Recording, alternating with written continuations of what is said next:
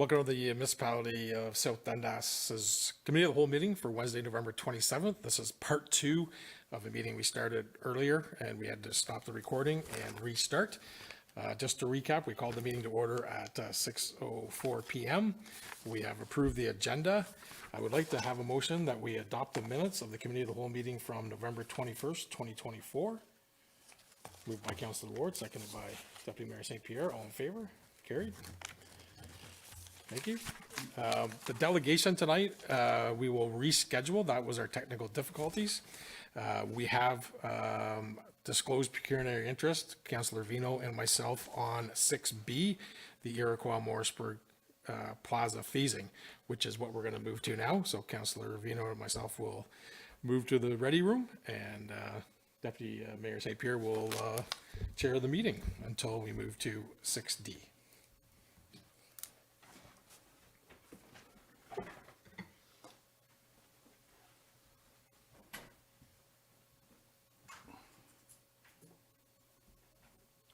Call for adjournment.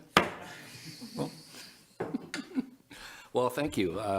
Yes, so we're going to be talking about, I assume, the Iroquois and Morrisburg Plaza phasing report is up next. So we have Director David Jansen of Parks and Rec and Facilities. So David, thank you. Over to you. Mr. Deputy Mayor and councillors. So in front of you is a report. It's continuing with our work here at the plazas. Obviously, it's a very well-known issue, some of our infrastructure deficits here at the plazas that we have. So staff are working towards, obviously, still the end goal is to bring the infrastructure at the plazas that we own back up to, the best quality that we possibly can. Council has, from last year to this year, we've continued to do work. I know so this year we did do some more work at the plazas. I know it wasn't the most flashy work, but it was a lot of, prep work to get ready for what's coming. So we did do a complete scope of all the storm drains. Manager Villeneuve's been working very hard at getting a lot of the pre-engineering work for the water lines and sewer lines ready, getting them all the pre-engineering work on that all done. And additionally, I know the green space in Iroquois was a little underfunded this year, but we did complete, or we're in the process of just wrapping up some design work there, just to get it ready for next year now. So in front of you today is some of the next steps. They're very infrastructure focused.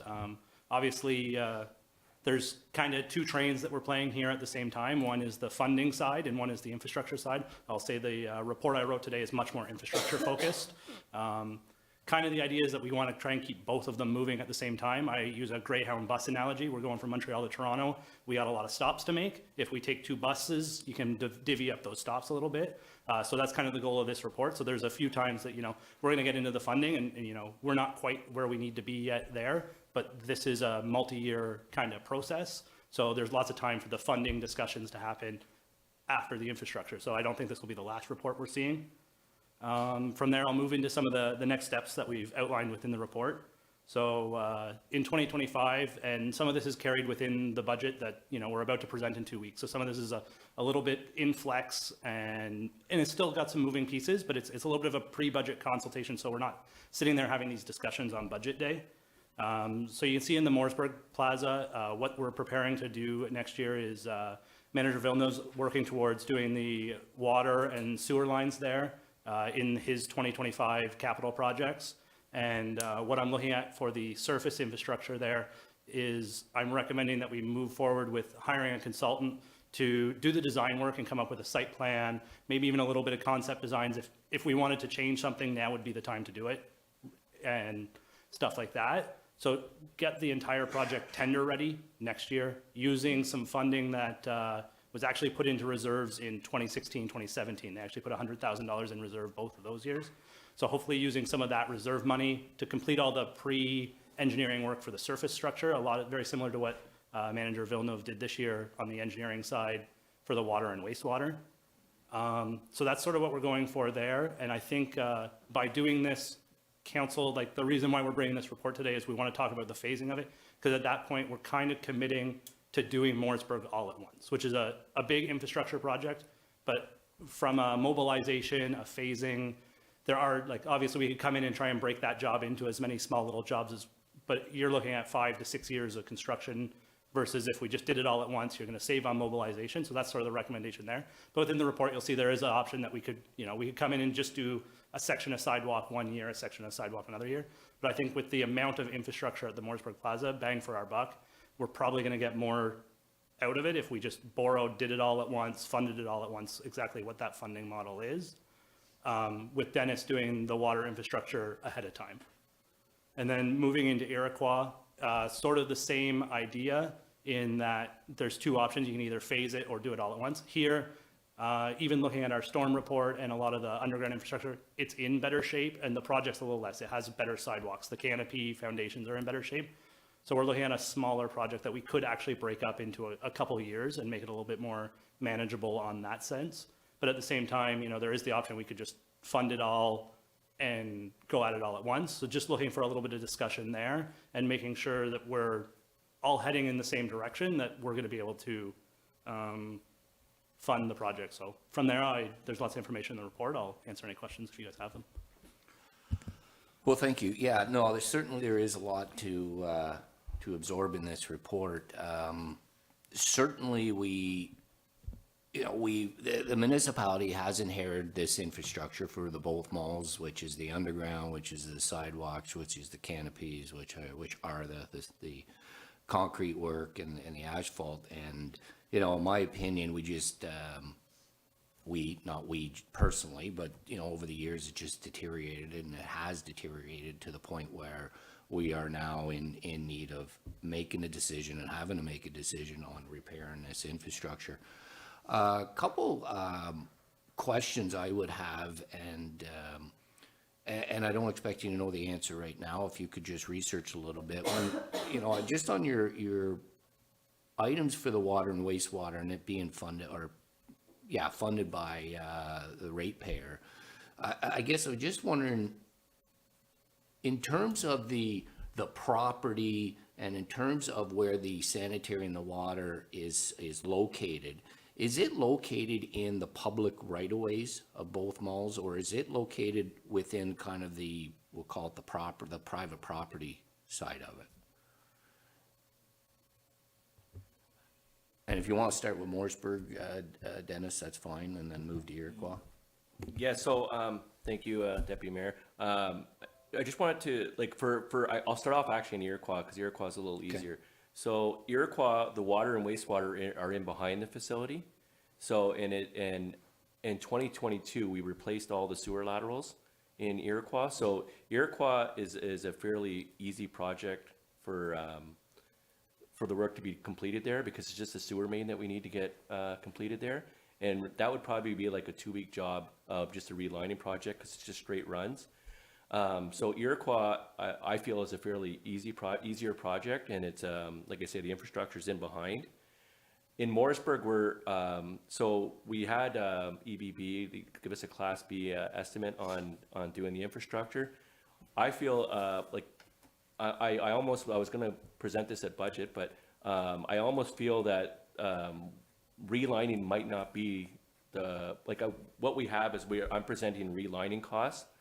But after speaking to engineers, it might be better off just to replace it, because we can we don't need the water and sewer going through the middle of the plaza. We can have it go around the outside, so we wouldn't have to, like the question you're asking, if it's in the middle of we don't need that going down the middle of the plaza. We can have it go around the outside. So the infrastructure in Mooresburg, I think it's going to be probably easier just to replace it, and most of it would be behind the plazas. So then, if it's behind the plaza, Yeah. is that physically on private property? Is what I'm asking, or is that through a public right of way, like a right of way? You think? And if you don't know the answer, that's fine. Yeah. The only reason I'm asking is, if it's on the private property side, is that really funded through the overall ratepayers, or is that funded from us? Because it's actually a private water main, a private sewer that serves the mall. So again, it may be just something you can take back and just ask or answer that question. You understand what I'm asking, though? You know, same with Iroquois, it's behind the plaza. So would that be considered a private service or is it public service? So through you, Deputy Mayor, I believe that's public service, public property, because the curb stops are right against the building, and then the municipality owns from the curb stops out, and the curb stops are basically, the property line is basically right up against the building. Okay, so then is it, and I apologize, I'm just keep asking questions, it's not that I'm Yeah. questioning you, I'm just Yeah. wanna, so understood. But, so let's say, for sake of just hypothetically speaking, this piece of property here, we have a curb stop that's at the property line, anything inside of the curb stop, the municipality solely owns, correct? Correct.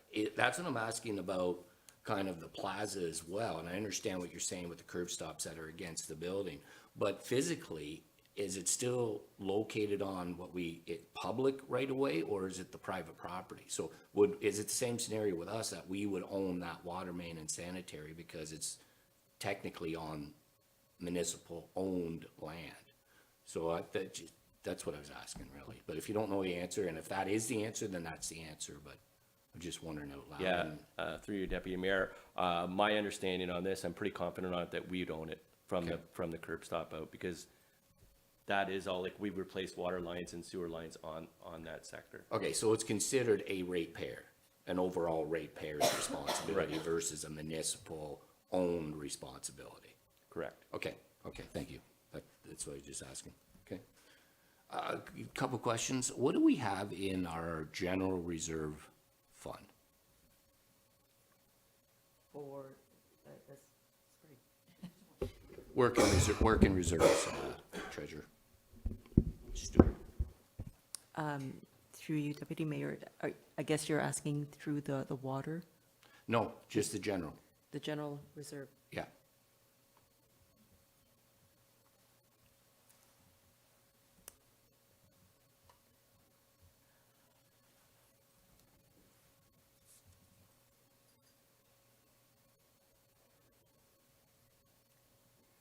So the general working reserve, we're anticipating it being 1.85 million at the end of 2024.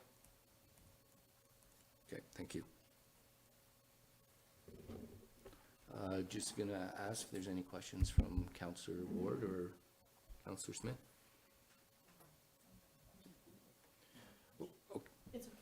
I'll go with you, Councillor. Okay, so the question I had was whenever we do the Iroquois Plaza, was the plan to do, there's 3 public, or like streets that are included in that, like there's Miller Street, and so are the other 2, just off the top of my head, I can't remember, but are they gonna be done at the same time, or would they be separate?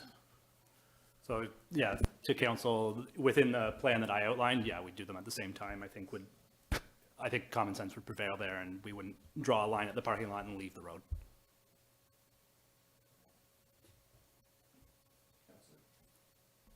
I don't know that I have a question. Can we go to comments? So I view this is something I think most of council gets a lot of comments on a daily, if not weekly basis. I personally, and I'm not speaking for the whole council, but I'd like to just see these projects done in our term. So when I look at the costs, you've got 2.9 million in Morrisburg and 1.6 in Iroquois. I don't want to phase them. Just do one project, be done with it. Do the next project, be done with it. I look to the treasurer maybe, and it is a bit of a question, is do we have borrowing capacity? But I think the last budget we did have, so, and I don't think we borrowed anything too crazy this year, so. I will look at what our borrowing capacity is, but there is some room there. I will take a look. So I guess, that's my perspective, is if staff's looking for direction, I'd love to just see it one project in one year and the following project in the other.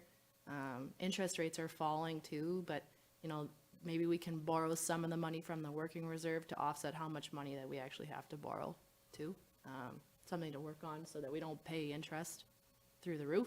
One of the other comments I guess I had too is looking at the future of these plazas. I personally don't feel the municipality should be owning them. We have big companies in some of these plazas, like, not to be rude, but independent grocers. They're not having someone pay their pave their parking lot anywhere else. It's a special thing they're getting in Morrisburg. I don't think it's our responsibility as a tax base, so, excuse me. So I think, moving forward, I'd like to see this special levy and how that's gonna work, because perhaps we take on the debt and the debt repayment comes from these stores. How that's gonna work, I don't know, but that way, the municipality basically pays for it up front, they pay us back, and then here's your, here's your parking lot, here's your canopy, here's your sidewalk. Save for it in the future is what I would like to see. But again, I'm not speaking for the rest of council, but I think it's clean, it's a clean break, you pay us back, it's yours, we're not charging you extra for it.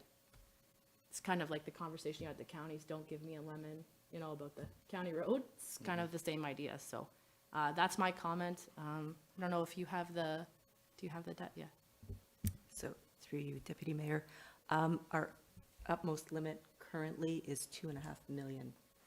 That's considering what we already have outstanding as far as loans. So that would be the absolute most before we'd have to go take further steps to borrow more. And I guess on the same note, just to give you an idea, borrowing rates, 10-year is 4.09 currently, 20-year 4.53. So it's still kind of high. So just, can I ask another question? Yeah, go, Sorry. no, this is, it's committee of whole open Yeah. forum, so. So I guess, so we only have borrowing capacity of 2.5 million? Yes, correct. What else? Maybe that's a question for another day. That seems like really low. What else do we have that we're borrowing for? That is so high. Well, there's borrowing within, for the facilities. I guess I just have a list right now. Our total borrowing, I believe, is at just over $1 million. It's around $1 million, is what our principal and interest is currently. So our our estimated annual repayment limit, my apologies. Okay, that's what I'm asking. So our estimated annual repayment is 2.5 million, but we Yes. can borrow more than We can- 2.5 million? Yes, As long as sorry we about can that. pay back. Okay, Yes. I was really concerned. I was like, oh my God. What was that capacity again? Like, what's the limit? Our borrowing limit, 2.5 million, which is principal and interest annually. Okay. Repayment. Sorry about though. that, yes. Yeah, so it's not that we can borrow, it's the repayment. Yes, yes. Yeah. Which we would never pay 2.5 million back in No, 1 year, so. no. Okay, thank you. That makes more Yeah. sense to me. Okay, I Sorry about appreciate that. Yes. I think for budget purposes, it would be nice as well if we can get kind of a breakdown. If we do borrow, let's say 2.5 million or $3 million, how much interest are we going to be paying over a 20-year term? Because I would like to see somehow, and again, we don't have the overall picture of what we have in the reserves and working reserves and whatnot, but if there's some way that we can finance it ourselves, I think I'd rather save on paying a bank or a finance company interest when we could take that money and put it directly towards a project. And I understand, the borrowing is at, what do you say, 4% or, it's a good percentage, it's a good rate. But at the same time, if we can borrow off of our own reserves, then that just saves us and we can do more with our own money versus giving it back to a bank to finance. So I'd like to have that come back at budget time as well.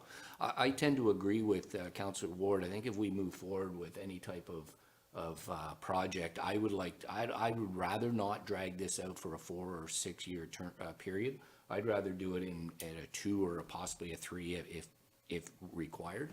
I just think when you get into you can appreciate, this, I'm not telling you anything you don't know, but once you start digging and you start doing something, what's going to happen. It's going to kind of evolve a little bit, and I would rather not fix something, put a Band-Aid on something else until 2 years down the road when we come back and fix something else. I personally would rather just, fix it at once or fix it over a 2 year period and move on to the other Iroquois or Mooresburg, wherever you start first, and do it over a 1 or a 2 year period, and then we're completed, right?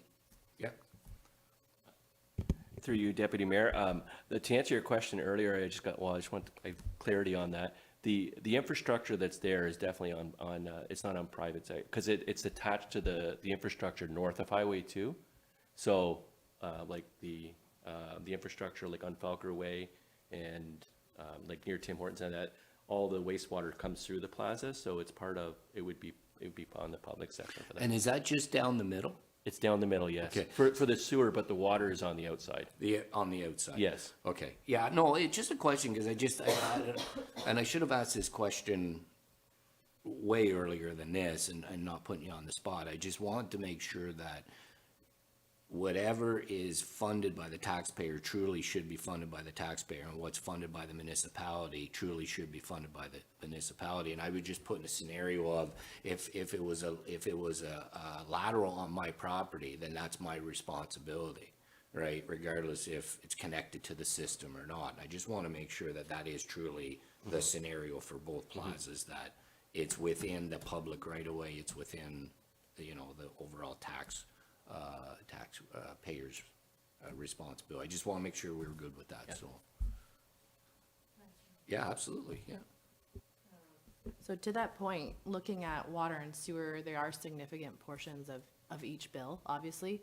I guess my question is, can the water and sewer budget handle a loan repayment of, like, do they have enough money to do that out of their own working reserves, or would there be a loan for those as well? And I'm not sure. You can come, I don't need that answer today if you'd prefer to come back to, just without doing a major rate adjustment, I'm wondering if we can afford it, I guess, is kind of what I'm wondering.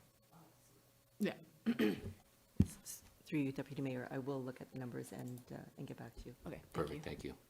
Perfect. Counselor, do you have, yeah, go ahead.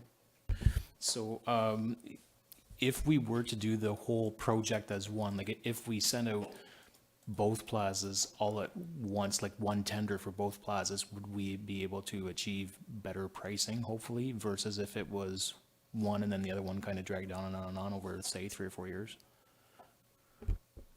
So through you to council here, at the end of the day, yes, there is always slight improvements on volume, but you're mostly seeing it in mobilization. You're not going to get much cheaper rock. You're not going to get that excavator much cheaper. You're not, like, there's a slight savings. But to me, I think you're probably looking at this at 2 separate projects. Because at the end of the day, you want to, if you put both of them out in the same tender, you might be outsizing some people who might try and be bidding it as well. So you might lose some competitors, whereas putting them each as an individual project, I think you might grow your pool who could bid on it as well. So there's advantages and disadvantages to both. And really, it's up to the market. Is it fair to say, though, with the complexity, at least with the Mooresburg Plaza, it'd be better to go with one GC, and then that way they can handle from top to bottom, bottom to top, whatever? Is that a fair statement to say? Yeah, that? so to council, like, sort of the direction that I'm sort of hearing here is that, preference is to not phase anywhere. And I think from the staffing perspective, Mooresburg, it still has a little bit more design work to do, especially on the surface infrastructure. Like, at the end of the day, if we're going to put this out as one big project, I hate to break to you, there is some engineering, some design work that needs to be done to get it tender ready. It's not something that, I really want to see us staff bogged down on. We don't have time to create that site plan and do all the work for that. And at the end of the day, we'll be looking for the guidance of some professionals on aspects of it. So there's some work to do there. So the odds that if we go one big project, I doubt Mooresburg's getting out next year type of thing. We're looking at doing the design work next year there. There's a possibility that you could be seeing movement pretty quickly on Iroquois because there's just less scope there and we can pull it together a little faster. If I'm summarizing some of the comments that I've heard today, that's sort of the preference of council. Fair? Yeah, I think that everybody sitting here would like to see both of those plazas done in our term, if not at least well underway. I know me personally, I'm not a fan of borrowing 4 million to do it, but I mean, the idea that you had, I was going to suggest actually if we could pull, I don't know, $1 million or so out of reserves and then get a setup on a payment plan to pay ourselves back that $1 million that we put down, and as well as a loan or something like that, like that would be the way to go, I think, if we could figure that out somehow. So, yeah, go ahead, Dave. And I didn't throw my caveat in there, and I know it's the only underlined word in my entire report is the word estimate in front of all my millions that I put in the report. The other advantage that we're going to have here is as we go to tender, those estimates are going to become real world numbers that we can start borrowing against. We can start looking at the special levies. We can start looking at other things. Okay. So that's kind of why we're trying to plan the infrastructure side so we can start sorting out the funding side, because we need, at the end of the day, my big underlined estimate in there is exactly that. So the further we progress on design, the better we can start knocking down numbers. Okay, I think that's a good plan. I think we should look at the levies as well and clearly understand what that means. May not solely agree with downloading, after we're done downloading the parking lots and all that infrastructure, but I guess that's a discussion we will have in the future, but we still got to understand the financials. We still got to understand the financial burden to the municipalities and the future, we'll call it the future burden on the merchants as well, and what does that look like? And so, yeah, we look forward to receiving that, and if I'll probably still be asking Director Villeneuve more about who owns the infrastructure, so I can get that clearly in my mind, but better with a picture in front of us as well, so. Okay, good. Yep, one last thing. Yeah, just to echo what Director Jansen said, it is just an estimate, and maybe the 4 million total could end up at, very quickly turn into 7 million because something unexpected came up, and then all of a sudden we're having this conversation all over again, and we're changing the way we're going to go about doing this. And No, absolutely. maybe we have to pick one over the other, or maybe we just start phasing it or whatever. It could change everything. So that's- Absolutely. yeah.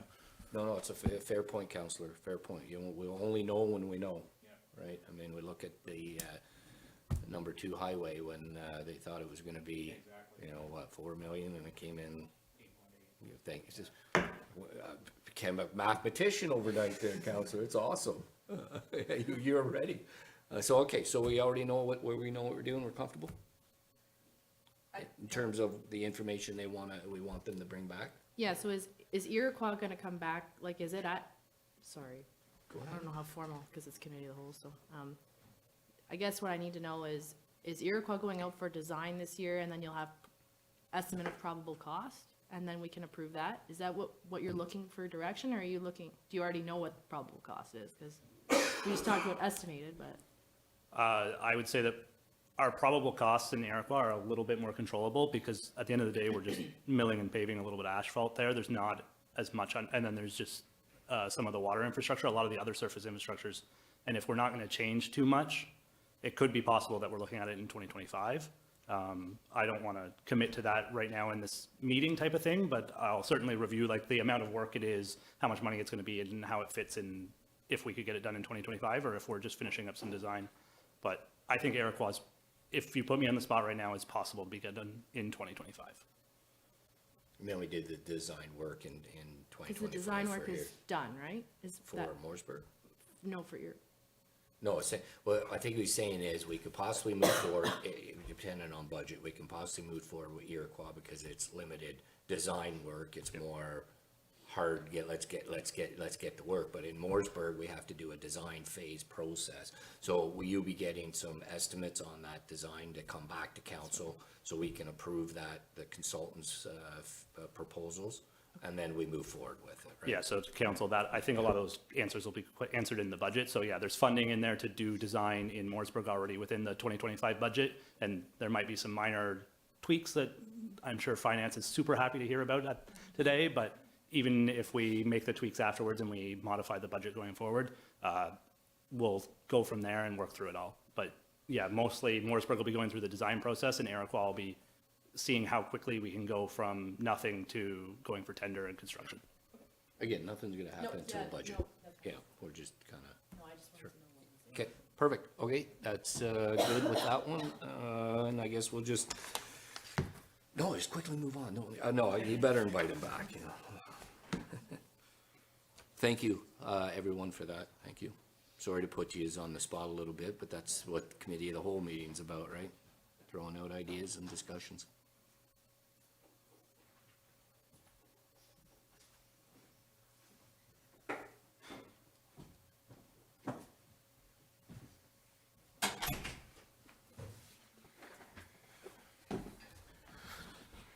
Okay, thank you, Deputy Mayor. Let's move to 6C, Gallup Canal Marina. Director Jansen. So thank you, council. So in front of you is a report with regards to the Gallup Canal Marina. This is a little bit of background on it. It's on OPG land that we lease. So attached to the report, you did see the lease agreement we have that contains the boathouses and the marina that's used for, basically they lease it to us for that purpose. It's municipally run.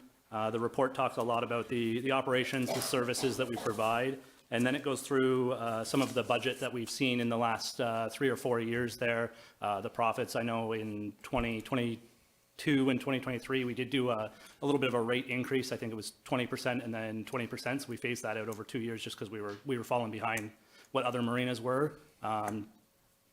And then the last page attached to the report, you'll see I did do another one of those capital sheets that council's getting to see more and more of, just sort of breaking down all of our assets, looking at all the assets we own there, amortizing their life expectancy versus their costs, and just sort of giving us like an idea as to the types of assets we have there and the costs associated with them. And then I did provide an entire section on some background of other marinas as well, just to help council, like much like myself, I wasn't a marina expert whenever I took over the operation. So looking at what others are doing, seeing some of their models is helpful, and I thought that would be helpful for council. After that, there really is no easy answer, so I'm looking for a little bit of direction from council as to the direction they want to go here. So I outlined 4 options that I kind of propose, and I'm certainly open to councils, and I certainly respect that there is probably no easy answer to the fact that we're running a marina where the profits and revenue don't quite match the needs there. So I outlined the 4 options. You'll see option 1 is just to stay with the status quo. This sort of fits with some of the models of others. The Municipal Act does require us to have recreation. It doesn't define what that recreation is. We offer a lot of recreation in South Dundas, whether it be Matilda Hall, the arena, all these things, and none of those are drawing a profit or making money. So that would be the argument to just keep going. And, at the end of the day, the tax rate payer can fund for this recreation to exist in South Dundas. And, I would say having a marina along the St. Lawrence River is probably something that somebody in this community might consider what you'd expect whenever you come here, as, we are a small community along the St. Lawrence River. Option number 2 that I propose there would be a venue that we could look at is we could look at finding a third party to run the marina. So just taking our hands out of it, we get a little further out of the marina business. Some of the steps we would need to go through here is we lease the land, we don't own the land, so we'd have to get OPG's permission to even sublease it. No guarantee that we're going to get that. I haven't opened that door, so if council wants to go that direction, then staff will go and go that direction. The other thing that we'd look for is to get a lawyer involved in drafting the lease for us, because I think that would be when you're starting to look at a lease between a sublease to run a business on municipal properties, I think just getting the right lease in place would be important. I don't know if there's anybody who would be interested. Obviously, the background data in this report doesn't make it look like the most attractive thing to run, but it could be attractive for somebody and in the private world to take a shot at. The next option I proposed was sort of changing the marina. At the end of the day, we're not making money. We can either charge more or we can change our services. So this is the one where, there's a little bit more direction and freedom in what we can do. Like at the end of the day, we offer fuel sales at the marina at a total profit of $3,000 to $4,000 a year, but that doesn't include the staff time that we need a new fuel pump eventually. Those are $16,000. The insurance that we carry to sell fuel, all that. So at the end of the day, yes, profit on loss on the amount we pay for the fuel versus the fuel we sell, we make $3,000, but I think if you took some of the expenses to offer that service, it's a loss leader. And similar to that, doing sewer pump outs, probably a loss leader. We're not really making that much money on it. So we could look at, cutting some services that we offer at the marina and instead maybe becoming a little bit more of just a rental mortgage, like taking the boat houses that exist already and just sort of offering that along the wall. I think the biggest thing I have in there is also to get rid of the floating docks. In the capital sheet, you'll see, and I know I mentioned it in the report, the floating docks are almost the biggest capital burden there. The first time I talked to Kehoe and I figured out how much it would cost to replace those finger docks, and you start hearing quarters of millions of dollars, and you look at them and you go, they can't be that much. And then you start looking around and that's the market rate on them, and you start doing the math on the return period and you go, is there really a viable economic model to having these docks? And I did throw a little bit of information there. I know council's been putting away $20,000 a year for the Iroquois boat launch. It's not a secret that it could certainly use some love. If we got rid of the finger docks, I'd love to open up the proposal that we could, maybe even look at putting the boat launch on the other side so you could get a little bit more space for boat launch in there. And then the fourth option I included would be to leave the marina business and close the marina. Certainly not an easy decision, but looking for a little direction from council. It's kind of a level of service to the residents of South Dundas if we want to keep going with it with the municipality or what direction we want to go from there, so. Thank you, Director Jansen. Any thoughts on, if we chose one of the options that wasn't to keep it, at status quo, I guess, reinvestment of staff, what other level of service could we increase if we, weren't supporting that endeavor we're in? Did you have any thoughts on that? Well, through you, Mayor Broad, a lot of the marina budget currently is fairly self-sufficient, but we would save on some, I send the staff out there to winterize the building. Finance would save time on all of those things. And in some ways, it would just reduce our backlog that we have in other locations. Like at the end of the day, I'm sitting on the committees and in Iroquois, we just installed 140 new lights along the path. I already see some of them getting filled with spiders. And thinking there's 140 of those, that's going to be a lot to clean when they get dirty and we can't get the light through them anymore. So I think it just helps with our backlog of service that we're trying to provide already. Right. Okay. Other questions? Councilor Ward. Thanks, Mayor. So I guess my question is, have we talked to there is a pretty consistent group of people that use the marina.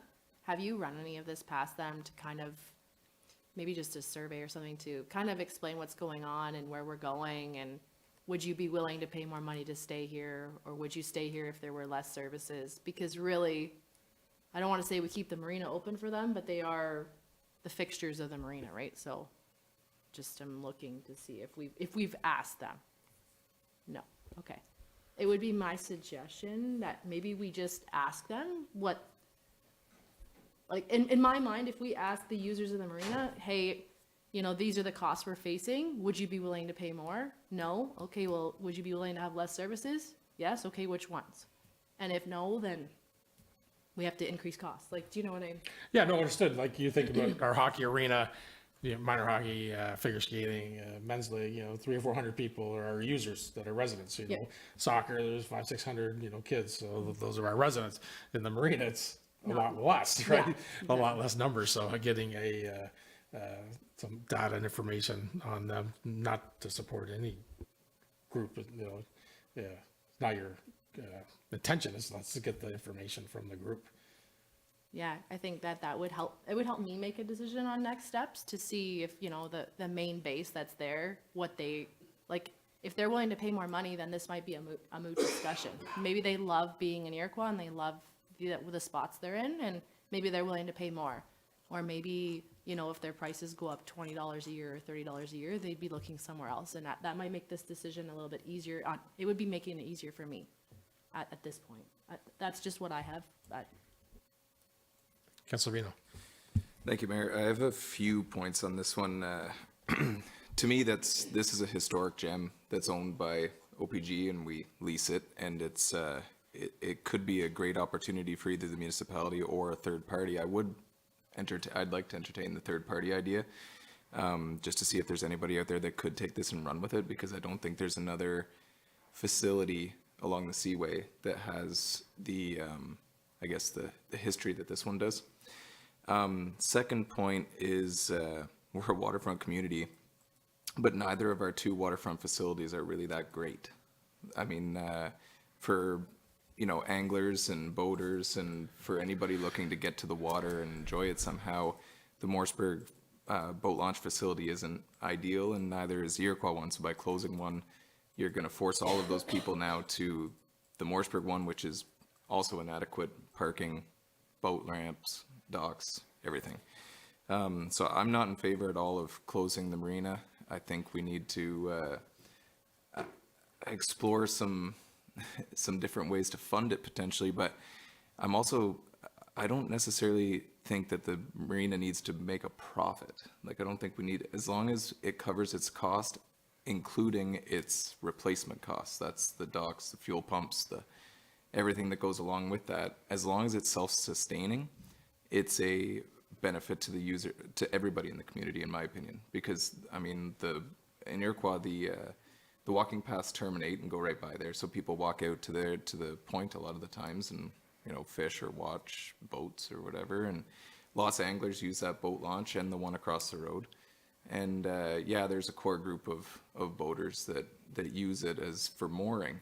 But I think there's a broader group that use it just in general. So the third party thing I'm interested in, because, there may be somebody out there that looks at this as a little gem and a little business opportunity, right? And could maybe put some money into it. I agree that the uniqueness of the land ownership would definitely maybe throw some wrenches into that plan. But that's kind of where I stand. I'd like to look at that, and then I guess we just need to see what the numbers look like for budget, as far as not just covering annual running costs, but what we need to be putting away for recurring costs, and budgets coming up, I guess, for that. So that's where I stand on it. Thank you, Councilor Reno. Deputy Mayor? Yeah, thank you, Mayor. But I guess what I'm hearing, though, Councillor, is we want to keep the ramp open and we want to improve the ramp. But the question is, why do we need to be in the marina business? I mean, if we upgraded the ramp and made sure that access to and from the river was always there, and I 100% agree with you. It's the same at Mooresburg. I think we actually did a disservice with the upgrade we did in Mooresburg years ago for what the use it could be. But I guess the question, and I'm asking in my mind, do we really need to be in the marina business, or do we really want to have, maintain a good access to and from the river? I guess to answer the question is, if we're going to keep the access to and from the river, we should be trying to find a way to have revenue to offset the cost, so it doesn't come out of the taxation for that. So I think either we've got to make a decision here of either we're all in on this and we actually do some improvements and we upgrade it to the point where I think we should be. I think like the campsite, either we're making money and it's covering more than just cost, or we're not in the marina business and we just maintain the access ramp to and from. So I think that's discussions, and I'm with you. I'm not debating with you. I just, in my mind, I often wonder, why are we in the marina business? Why are we even in the campsite business? But it does offer a service, and we do make some revenue off the campsite. So I know I'm going left on that discussion a little bit, but yeah. So I'm open for suggestions and more discussions about that. But what I'm hearing is we want to keep access to and from. It doesn't necessarily mean we need to be in the marina business, but. Dr. Jansen? Yeah, so to council, the report is, and I think the deputy mayor kind of pointed to it, is I wasn't really focusing on so this wouldn't be the closure of the boat launch or anything. I consider the boat launch a public entity, because anybody in the public can drive up there and launch their boat. The marina where you dock your boat, you have to pay. That's a completely separate service. So the reason I kind of brought the boat launch in here is because I know it's also in disrepair in Iroquois.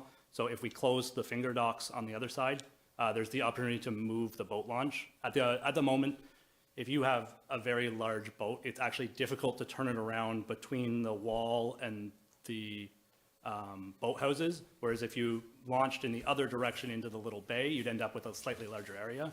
And just knowing that boat launch is coming up to its end of life cycle, we can either repair that boat launch, or we can look at it would almost be like a change of service if the floating docks disappeared, which are a huge liability.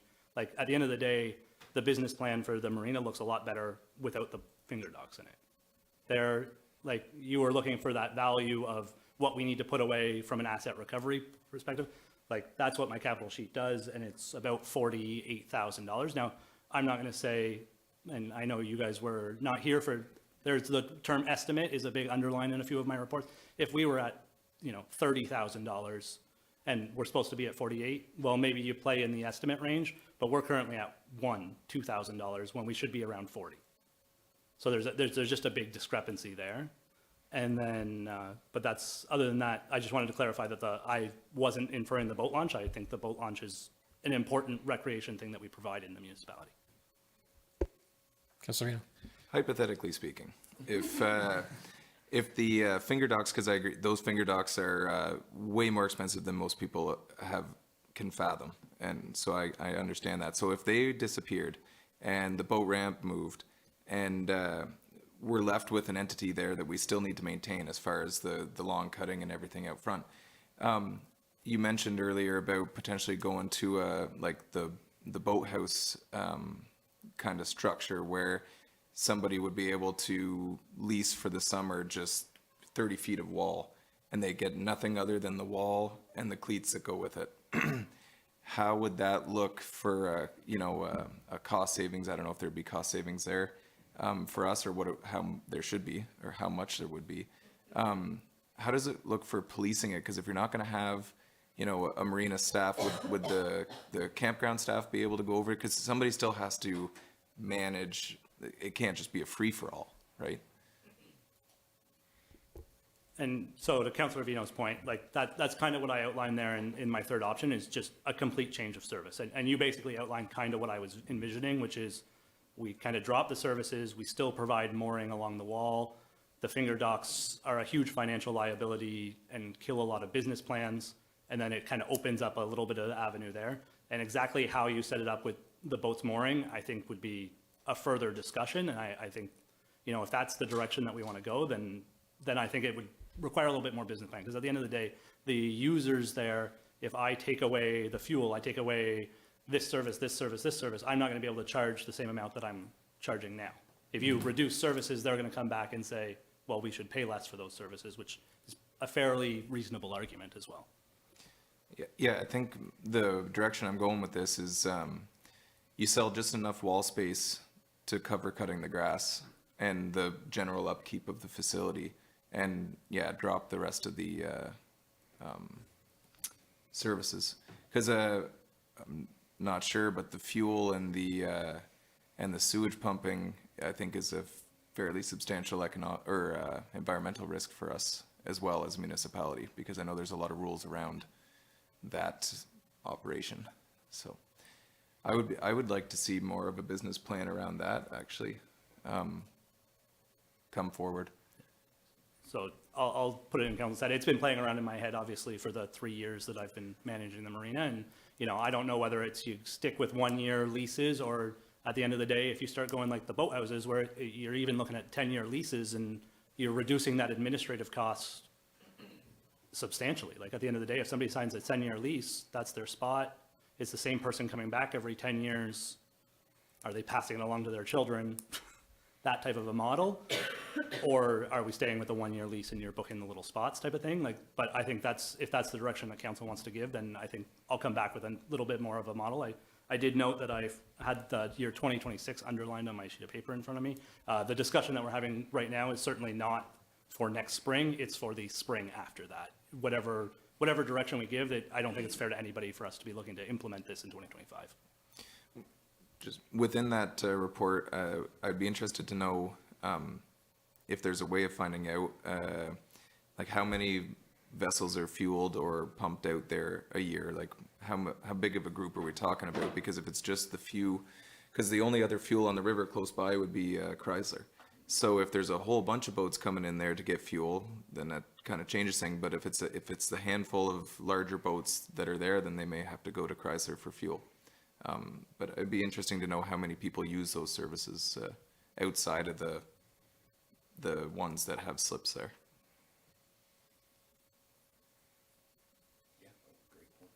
Councilor Ward. So I think to Cole's point too is if we could also just ask the users there, like I think that's a really important part that I understand we want to cut all these services, but at the end of the day, they might want those services and then they'll be gone and then we won't have anybody at the marina to begin with. So just as long as that's incorporated for me, because then I think that will make it a very obvious decision for us. But if we could include that too in what your business plan is, that would be great. Thanks. Counselor Smith? Through Mayor Broads. I was trying to find here, are the finger docks nearing their end of life right now? I think I read it in here they were, but I can't find it right now. So to Councillor Smith, you'll remember 2 years ago, we did an insurance claim as one of the fingers broke. Yeah. The exact response I got from the contractor was, are you sure you want to fix these? We fixed them and it trickled into what we fixed work and then the next weak point found. So last year, staff in-house, we fixed a whole bunch of things. I fully expect in the next year that we're going to find the next weak point and the next weak point, and eventually we need to cut ties with, we lost a finger last winter.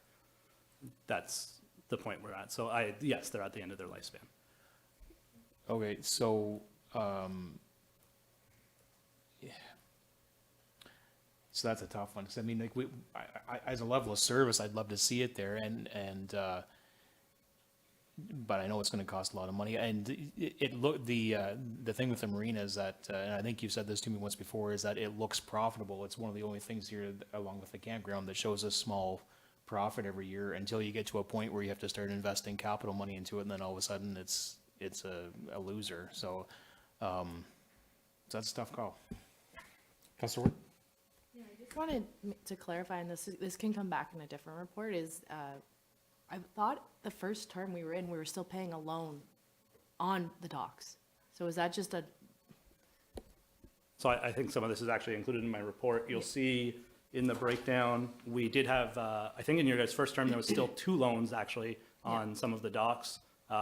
In your first year of budget, we paid off the first one. At the end of this year, we will pay off the second one. So that is the ramp going down to the finger docks. Okay. And the fixed dock section, which also plays a little bit into the flipping the boat launch, because we'd be able to reuse some of that asset. The fingers are broken, but we have like these 2 very nice little sections of docks that we could, so just to clarify, we would keep those and the finger docks you're talking about, as someone who is not a boater, just to clarify, we would get rid of the finger docks in this situation, if this is hypothetically what we're looking at, but keep the ones that we just bought and just finished paying for.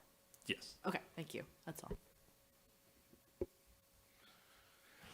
Very good. I'll paraphrase maybe what we heard so far, and please, council can correct me. So I think some of the direction is, let's survey our current tenants at the marina on the level of service they would like. And, you know, in that survey indicate, obviously, to keep that level of service, rates would have to go up, or we would look at rates. I think that's the point Daniel, Councillor Ward wants to make, is that let's find out and then see. And then I think to the rest of the group is, let's continue to work on a business plan to make changes. I think it's worthwhile to check in with OPG if we could have a third-party lease. Because if the answer is no, then we just know that that's never an option, right, for us. So I think it's worthwhile at this point. Would you guys agree? Yeah. Yeah. Yep, Councillor Smith? Sorry, something else I noticed too is that the current lease is for 5 years. If we were going to all of a sudden invest a whole lot of money in that, it would be nice to have longer than that, assuming that they would automatically renew, but it would just be nicer to, if we're gonna have, say, a 20-year loan on whatever it is that we're doing, that it'd be nice to have more than a 5-year lease there, if that would be possible. Yeah, go ahead. Yeah, it's a committee of the whole. Yeah, it's committee of the whole. So yeah, for sure. Well, no, Yeah, I just, looking at this picture made me clue into something because it shows the canopy there. I'm not an expert on the marina. Did there not used to be like a marina association down there? Did they fund that canopy? There was, yes. There was? An association. And is Don't it, know about the funding, but there was an association. who funded the canopy, for example? Do you remember? Was that municipal or was that fundraised and installed by the current tenants? I'd want to look into that.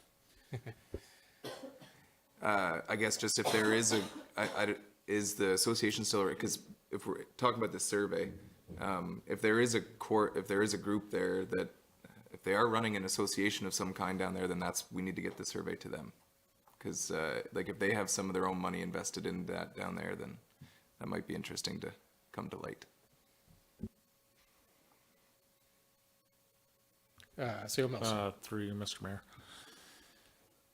So what I'm hearing around the council table, the feedback is we certainly value the marina and we want to continue to offer service to constituents, and it's not necessarily all constituents. They could live outside the municipality. But there's considerable amount of work involved on the operation side for staff, for sure. And then there's the capital consideration, so that makes up a big part of budget, capital and operations. It's a small surplus, or we make a small amount of profit each year. But what would be difficult is, I think, for administration and staff, is for us to do we can do all the research we want. We know the response, like the likely response from those who are using the marinas, they want it to continue. And so I'm going to suggest that we'll talk amongst the staff and see if there's a possibility that we might want to bring something back to consider a third party to do. Studies cost money, but we're looking at operations and future capital, and I don't know that, well, I'll ask, is that reasonable? Or we'll do the initial, but when it comes down to it, maybe there's staff data we're going to collect and make recommendations. And then there's what council's hearing, but then there's also whether we want to consider having a full comprehensive report done by a third party. Yeah, fair enough. If we think, let's start down the path of some of the requests we have and at least do the survey. We check with OPG, right? We can start to think about, at least then we have time to start to think about, what that future business plan could look like. And yeah, we can come back. Obviously, we need to start action, but as you said, it's for 2026, right? So it's not something we have to work on immediately, but we'd have to start on it for sure. So yeah, take that advisement, and in January, if we've done some work and want to come back and say, hey, this is where we think the next step should go, then we can decide then that next step, whether we want to engage someone else to do some RFPs or whatever, right? So I'm fine with working on it and then coming back with where we're at, and this is what it would cost to do the next step, or man hours to do that.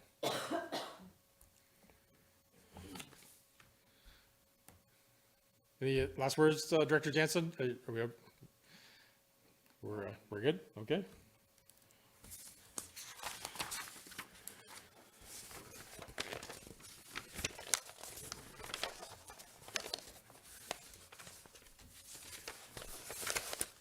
Okay, moving to 6, here it is, found it. D, Iroquois and Morrisburg beaches. Director Jansen. Lucky for you, Council, this is my last report tonight, so you'll get a break after this. So this report is a little bit about I don't think it's a secret to anybody, how busy the Morrisburg and Iroquois beaches have become since COVID, both with tourists and local users, and the struggles that it's started to cause for staff, and some of the steps that I think we as municipal leaders need to start making towards improving either the facilities or changing our levels of service and items like that. I'm going to be the first to say, right here on my sheet of paper, it says, I do not know the answer. This is a provincial-wide issue. If anybody in the municipality knows the answer, I'm sure Sandbanks, Wasaga Beach, Chrysler Beach, all the other beaches all over Ontario would be also happy to know the answer. Obviously, the current situation is that our beaches at many times, whether even on a weekday, if it's a 30-degree Thursday night, are starting to put a little bit of a strain on the operations of our staff. It's not uncommon on a Monday morning for me to send 8 staff members and 4 municipal vehicles from the Parks Department just to clean up the 2 waterfronts. And that leaves nobody, basically. So we're sending out the entire Parks team, and that's starting to affect the work's getting done, but what it's doing is it's affecting the work that we want to get done on the other days. Our Monday gets eaten up at the beach, our Friday gets eaten up prepping the beach, and we end up stretching our staff into 5-day or 7-day coverages, which means on Mondays and Fridays I have even less people because somebody's working the Saturday and somebody's working the Sunday.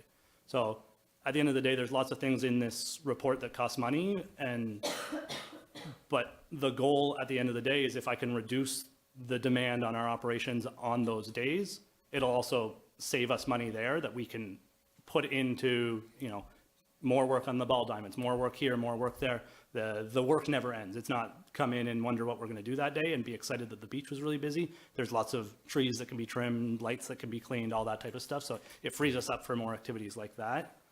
Outside of that, I welcome you guys to add anything to the list that I prepared, but I described it as a choose your own adventure book for those of us who remember those from our childhood, where you get to the end of the page and you get to sort of choose what you want to do. So I outlined a few ideas, and I just wanted to get some feedback from council. So at the end of the day, I know the report says $35,000 that I put in the budget next year to start working on some of these measures. That's recently been cut down to $30,000 in my budget cuts. So there's $30,000, and I'm just looking for a little bit of direction from council on, what you're comfortable with, because we have to be prepared that whatever we do here is going to be a change of level of service and either well received, not well received. So I just want a little bit of direction from council on how we want to roll some of that out. From there, I kind of started with waste management. So you'll see there's sort of three things underneath that item. Option one is actually what the opposite of a lot of feedback. I know many people have probably heard me give the passionate spiel that I'd love to have no garbage cans at the beach and just sort of see how it goes. I'll admit even my own staff tell me I'm nuts and that will not work, and it would make the problem worse. But at the end of the day, I keep it in here is I'd love to pull back all the garbage cans and put up big signs that say, you pack in, you pack out. At the end of the, we have visitors coming to our beach who are bringing a garbage bag with them while they go to visit. If you're planning far enough ahead to bring your own garbage bag, certainly you can plan well enough to bring your garbage bag back home with you. So I have that one in there. Obviously, it would be a tough call for many residents and people who use the garbage cans respectfully to just have them taken away. The advantage, pros and cons are written in there. We could try it for 2 weeks and it could fail miserably, and I will happily say I was wrong. From there, one item that a little bit more on the staff side, so more likely than not, I'm looking at putting some of this $30,000 in the next year's budget, should it be approved, towards new garbage receptacles. 45-gallon drums they almost invite higher levels of garbage just due to their size. You go to a lot of places, you look at when we got the new bins at the plaza, I was very nervous because they were actually getting smaller, but we've actually seen reduced garbage with the smaller hole, the smaller bin. It's less inviting to dump large amounts of trash into. And just from a health and safety perspective, a 45-gallon drum full of garbage can quickly get up to 100, 120 pounds, and they're just not emptyable if they're completely stuffed full. And then the last one I have in there is providing some dumpsters at the beaches themselves. I think the pros and cons of this are pretty obvious, that the garbage receptacle would be right there, but quite expensive. Number 4 I have in there is limiting washroom facility hours. I don't think this would be super well received by the public, and we could supplement it with some outhouses, but basically the lifeguards are there Monday to Friday, 9 to 4, and those are the bathroom hours. And you could almost do the same on the weekend. Rather than me staffing 6 people on Monday, I just staff one person, not responsible for the beach, but just responsible for opening and closing and maintaining those bathrooms from 9 to 4, rather than 6 people coming into the unknown on Monday of what could be wrong. Number 5, I just wanted to throw that in there. I think this is part of our problem in that each facility only has, 2 fixtures. So you go to like the Iroquois Beach, there's 4 toilets there. The Iroquois Beach could hold, 2,000-3,000 people using 4 toilets, but you go to Matilda Hall that holds 300 and you have 16 fixtures. So that just tells you a little bit of how the scale of the number of fixtures that we have is a little out.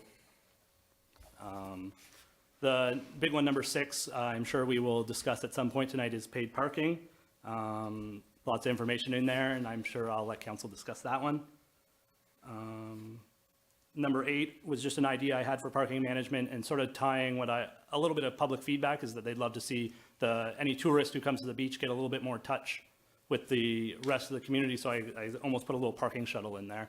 If you could almost get a bus that sort of goes from the beach to the plaza, to the Iroquois Plaza, to the Iroquois Beach, and just sort of do a loop. You're promoting people to park at the plazas, putting that economic touch in there. Obviously, the bus isn't going to move itself and it isn't going to drive itself, so there's an added cost there. Number 9 kind of leads me into the staffing. Some of the ideas I'm throwing out here today are to avoid, the easy solution to this is throw more staff at it. I'm trying to find solutions that aren't throw more people at it. That's where the no garbage cans comes in. the locking and not locking facilities, but we could easily just keep staffing more, but that's just a burden on the tax base. And then the last ones are just sort of related to picnic tables and bonfires, and whether you just accept that they're gonna move and some of the chaos that creates, or if you make designated spaces for it and stuff like that. Like I said, I don't really know the solution or what the solution is, but I just wanted to get a little bit of feelings from council if we have money in the budget, how, one, you guys would like to see that implemented, and make sure that, you know, the level of service is lining up to what you guys would expect at the Morrisburg and Iroquois beaches. Very good, thank you, Director Jansen. This Councillor Vino and I in the back during our session discussed, the pictures and some of the activities. So sure Manager Hyman will agree with me. Is the last thing we want is more garbage. We need to be promoting less garbage, and how we do that's a great question. So to all your points, for sure. Just a couple comments and open it up and start the discussion. One thing about recreation is I always feel like, in recreation, so I know you have departments of parks and facilities too, right? Recreation and parks, all the activities are, at night on weekends, right? So we need to accept partly is that's when we need staff, right? So, and I know you have a big department and they have to be all multiple places. So that's part of the situations we need to accept, and people that work in recreation, much like other businesses work weekends as well. So I think that's partly a solution we should definitely entertain, but a lot of these problems are not easy to entertain. Certainly user fees, certainly supportive to think about it, like talk it out. Councilor Vino and I were just talking about that. Let's bring the topic up again, right? And is it the right decision? Don't know at this second, but I do get lots of calls from residents saying maybe we should have user fees at some of our parks based on the amount of use and then the work that there and follows on that. But just a couple comments, but I'll open it up, and sure we have lots of other folks that would like to speak on the topic. Councilor Vino? Yep, through your Mayor Rod. Looking at these pictures, it's disgusting, to be honest with you. And it makes me really nervous for the health and safety of our staff and our residents, and then the non-residents too. That's just for folks online who are watching it that may not see the pictures. Yeah. It's just pictures of what staff have to deal with after a weekend, how much cleaning is required in the garbage, bathrooms. and how much garbage is there. So this is an issue that has been, growing rapidly, I think, in the last few years, and it's something that if I had my way, we could try to, nip in the butt right away next spring or in beach season. There's very few public beaches around, and there's even fewer that are free, and I think these are the only two that are free. If you go to the Parkway, you pay for the beaches. If you go to, I couldn't even think of any other beaches other than the Parkway between here and Kingston, maybe Gananoque. So I'm open to the user fees. I'll touch on that. In the short term, you're talking about garbage, and that's a very large theme in here. I think my idea, I was sitting here thinking, would be a hybrid between you're getting rid of all the garbage bins and putting a dumpster there. So I'd get rid of all the small garbage bins and put one dumpster that gets emptied every week by whoever the contractor turns out to be. What you pay for the dumpster and the garbage removal will be negated by the lack of staff time removing it, and then that increases safety from the staff perspective. What you do get with dumpsters is people coming and emptying all of their household goods into it. We deal with that at my work, and the way we got around that What's is the address? I need to get rid of. we found mattresses, we found everything in there. One way to get around that or to curb that is it has to be extremely well lit, extremely well posted that you're on camera, and cameras have to work. And whenever you find people, you can normally get their license plate and or their personal papers and stuff inside sometimes too. And you have to be aggressive with it and find them. And that's what you got to do. So I would say the dumpster would be the short-term fix just to get us going in the beginning of the year. And then I thought about leveraging technology for non-residents. So having a user pay terminal at both of the beaches where you have to pay for your parking. If you're a resident, you can have apply for a QR code on your phone or something like that that would get you your parking ticket and you're good to go. And then your non-residents would have to pay whatever we set to be the user fee. But with that comes cost in enforcement. We would have to get bylaw to really start enforcing that right off the get-go, especially through the real beach season, because it has to get, there'll be a turnover point where all the people that have been coming for free forever, excuse me, will have to understand that it'll take a little while. And maybe there needs to be a grace period in there where we're not giving out big tickets in the beginning, right? But maybe we need to phase that in. That's kind of what I'm looking at. I think having these beaches is an extreme privilege for a lot of people and for our residents. But I don't think that it's fair for our residents to have to pay for all of the non-residents' mess. Because frankly, a lot of times you go down there, it's a mess. And I don't think there's that many people that are residents here that are using the beach, not the amount of people that are creating this mess. So I think it's fair for people to need to pay to get rid of their garbage and whatnot. So that's where I kind of stand on this one. Deputy Mayor? A couple of quick questions for you. What's the service level from a weekend to a weekday? I'm not asking for exact numbers, but I think you know what I'm asking. Yeah, so obviously on a weekend, everybody here is driven by parking doesn't exist. Space on the beach still exists. I would say the lack of parking is a bit more of the issue. That's why I did put options like the shuttle in there. But to be honest with you, Deputy Mayor, weather is actually almost the bigger factor than weekend, weekday.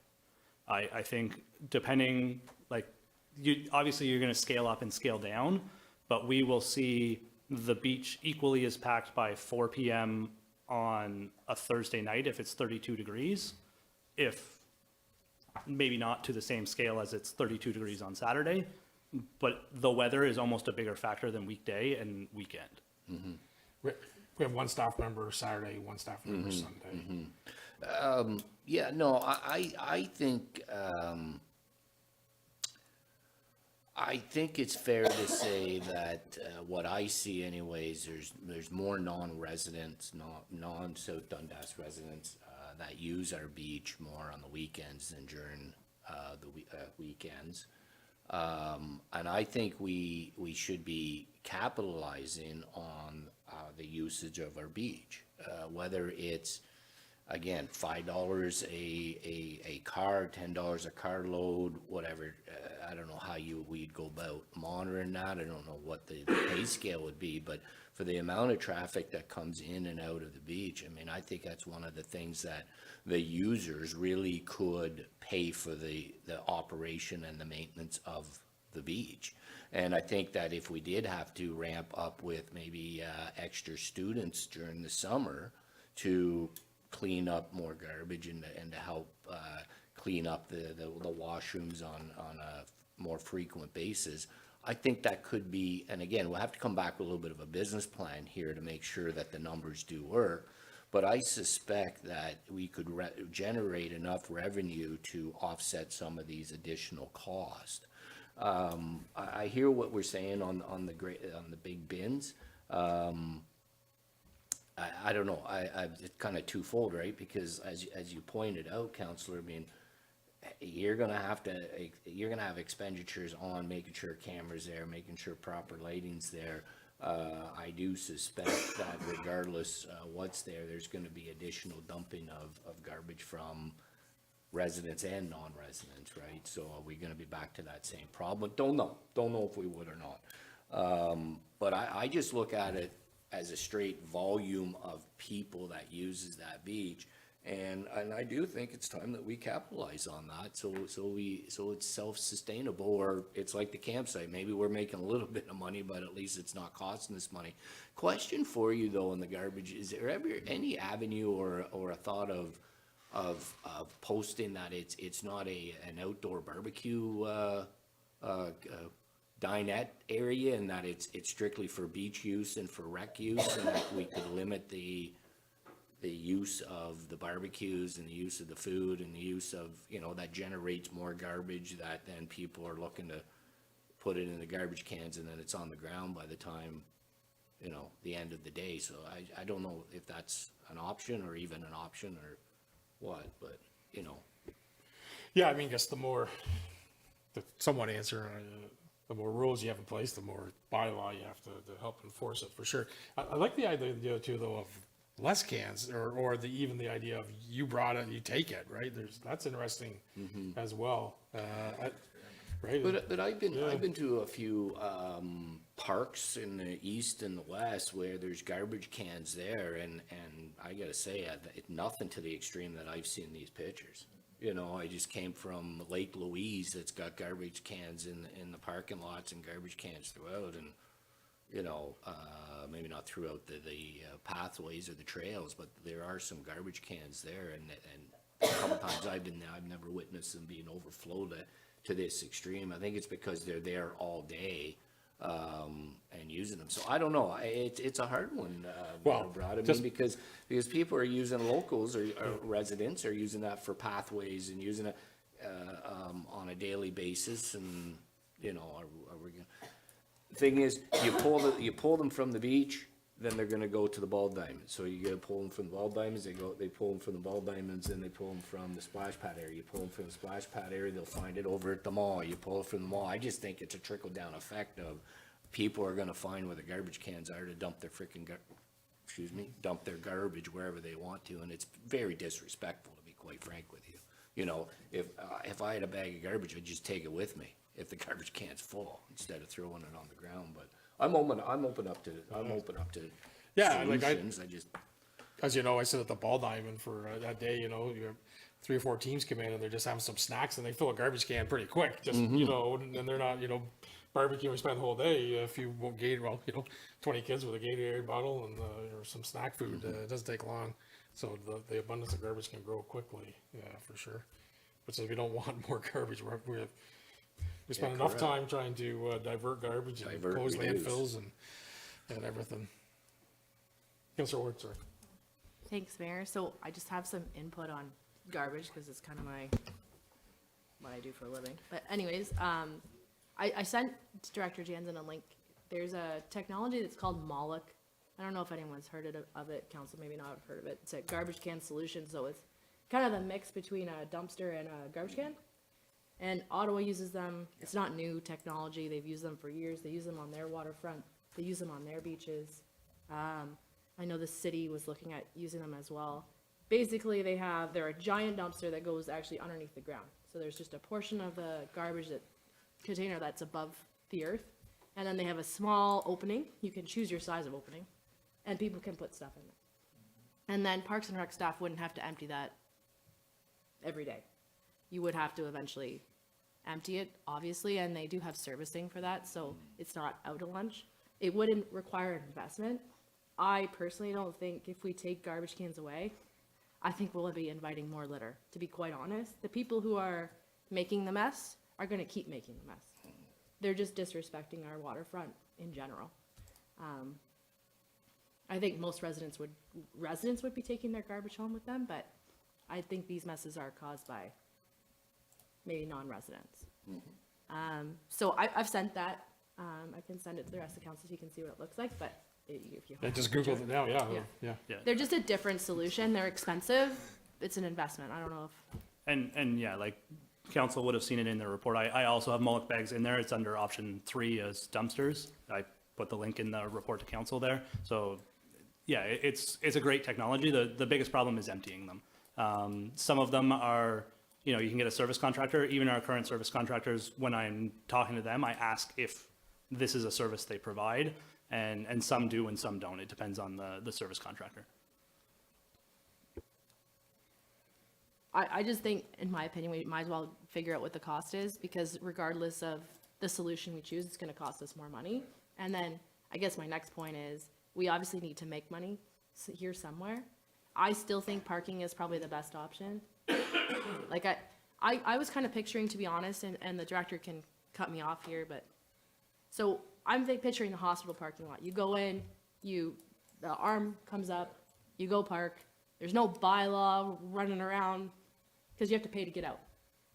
And maybe, you know, if we want our residents to get in, they can get a token, or we can make, I don't know. That's a long, yeah. maybe there's a barcode that it can scan. I'm not technologically inclined there, but I think that would be something that way bylaw doesn't have to go around and look for tickets on cars and, What do you do in Morrisburg? Because they park in the street. yeah, So and that They would would have have to, to come up with a solution to that, right? yeah, and that's where maybe bylaw would have to be on that section, but I think Iroquois is a perfect place to at least try that and see if it works. But the other thing I was just gonna mention is perhaps, I don't know if, I don't sit on the Iroquois or Morrisburg Waterfront Committee, but I didn't know if any of these solutions or anything has been talked about with them. Cause I'd hate to leave them out of the conversation, so, Councilor Vito, I Yeah. believe I have. you have, For, okay. for us, it's parking in the Morseburg, so that's the big, and then if we could solve the parking issue, then that solves the, having a wigwam issue.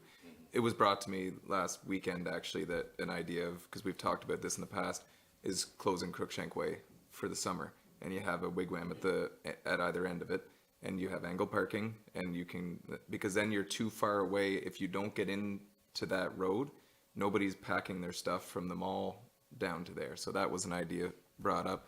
Just on the garbage point, I would say whatever we do for garbage, I saw in your one picture here, Director, our municipal dump trailer loaded with garbage.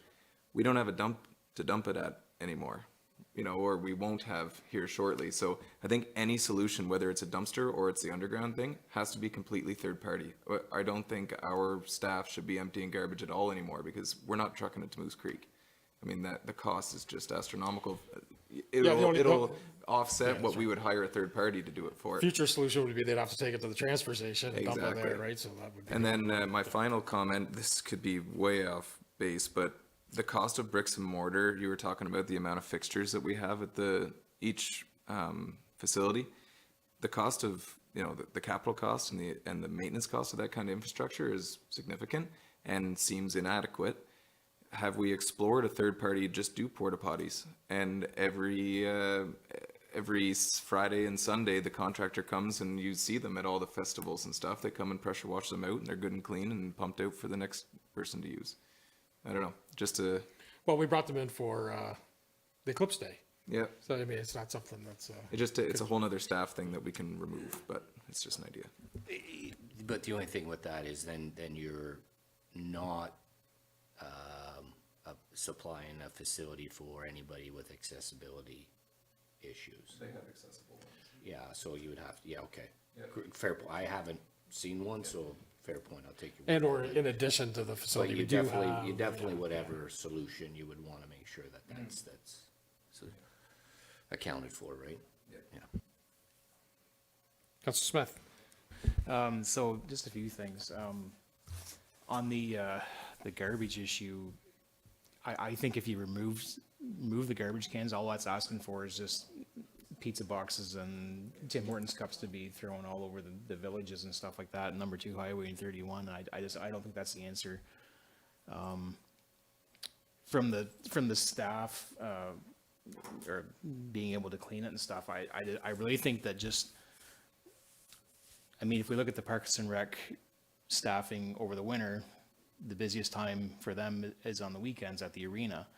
But in the summer, some of the busiest times are at the beaches or on the weekend, and we only have one person working each day. So I think that, nobody wants to work on the weekend, but when you work in Parks and Recreation, the weekend is one of the busiest times. So I just think that we need to maybe try and figure something, whether it's summer students or whether it's full-time staff or what it is, but we just need more coverage. That's my thought on that. And for the parking, I do think that we should be doing something in terms of paid parking. I have a lot of relatives who live in the GTA area, and they come down here in the summer and they still can't believe that it's free to enter for anybody, and it blows their mind that we're not capitalizing on this. And myself, we go to Sandbanks maybe once a year, and I think the last time we went this past summer, I think it was a carload was $25, I think, to get in. And so I don't know if we need to start at $25 for a car to go in, but it's just 5 or 10 maybe for an out of municipality car. I do think that local residents should be able to get in, but for the out of town, maybe, yeah, that'd be a start. Yeah, no, thank you, Councillor Smith. Yeah, no, a great conversation.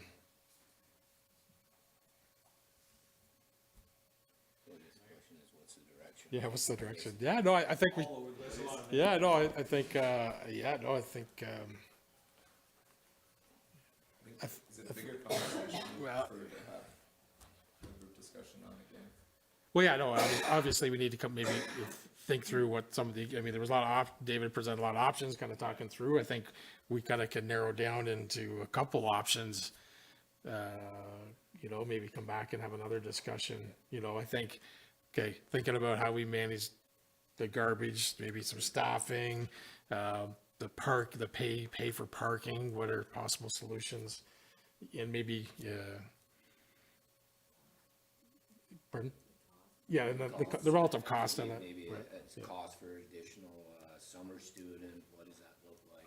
I think, Mayor Brown, if I could suggest that maybe Cole and I should be arranging a Right. joint committee meeting to Right. get both groups, not just the representative, but the full both groups in a room. Let's present some of the stuff that we've talked about here today and get some feedback from them. Maybe Director Jason will be at that meeting. Well, that's what we would hope, because for Cole, Counselor and I to, we'll just go, yeah, forget 1 to 9, we're going straight to 10, right?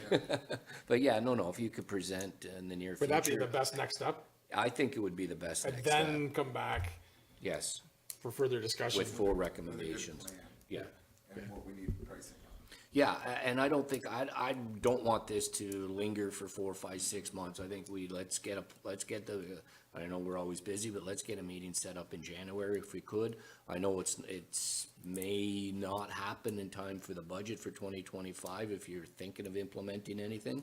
But, you know, let's have a plan moving forward and, come back with recommendations for council. Dr. Jensen?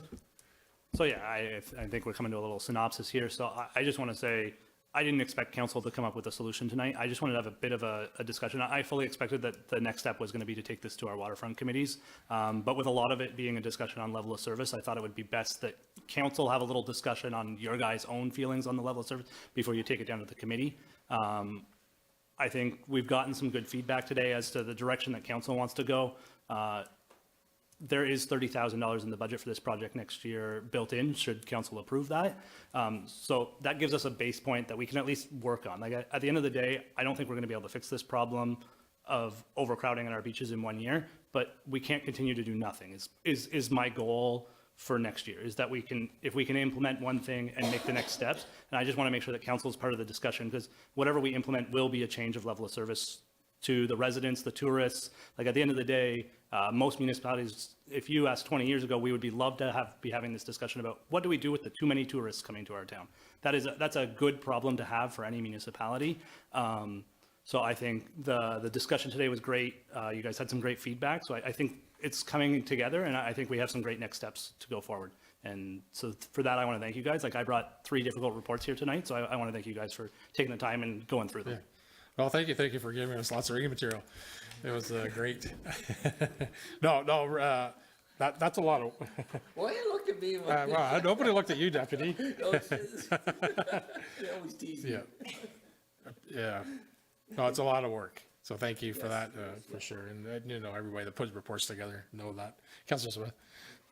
Yeah, so just while we're still talking about this one, so the previous conversation we had about the marina, we were talking about like leasing it out to a third-party operator.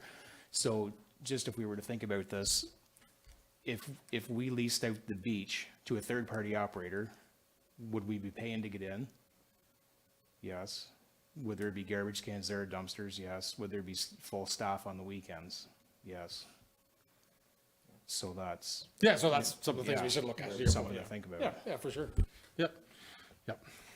So now realizing that we're not going to lease it out to a third-party No, I operator, know, yeah. but just to You ask were that right. Yeah, question, it yeah, makes that's sense, right? Yeah, So, understood. Yeah. We will take a 5 to 10 minute break. So we will pause the online recording.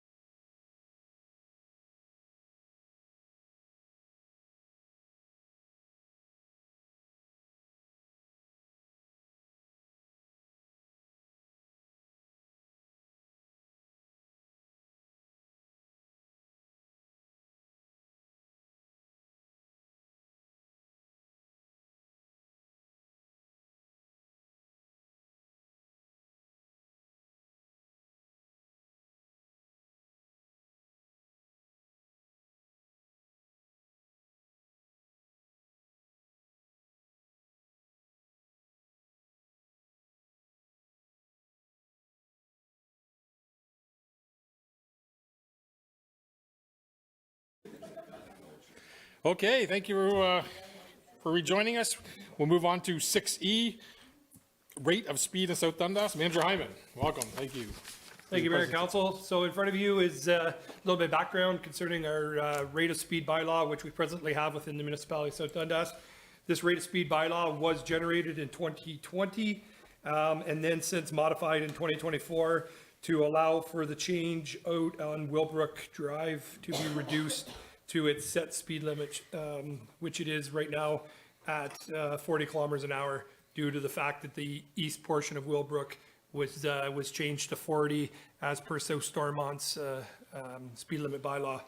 So under the Highway Traffic Act, I can just give you a little reference.